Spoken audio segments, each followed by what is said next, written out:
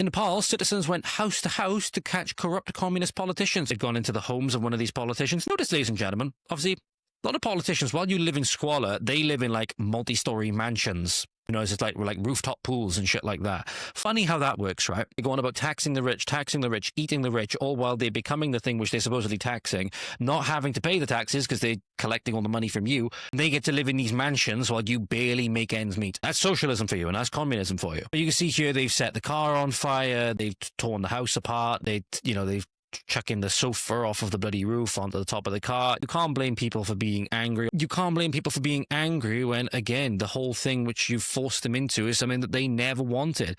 Everything robbed and taken away from them by communists that odds are they voted for because they were lied to by them. And then obviously they don't have a democratic way to get out of it. Again, when you back people into corners in this way, when you take everything from them, you can't necessarily blame people for being angry. They even set the parliament alight. So Nepalese parliament is literally burning, and I believe is burnt down. Right. So again, you can understand why people are angry. You can understand why people are angry. But here's another video, ladies and gentlemen, of the people throwing their leaders into a river and then chasing them, seemingly at this point for sport. Seemingly at this point for sport.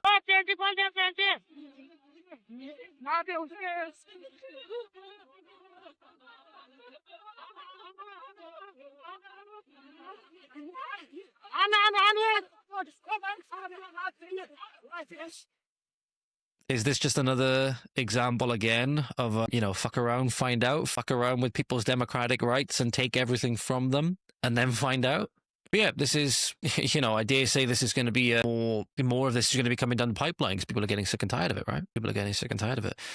So again, if it gets them out of the totalitarian system, if it gets them out from under the thumb of the communists that again will lecture them about, eating the rich and stuff like that, etc., all while taking everything from them, I'm not exactly feeling sorry. I'm not exactly feeling sorry for these apparatchiks. I can only hope that our government is next.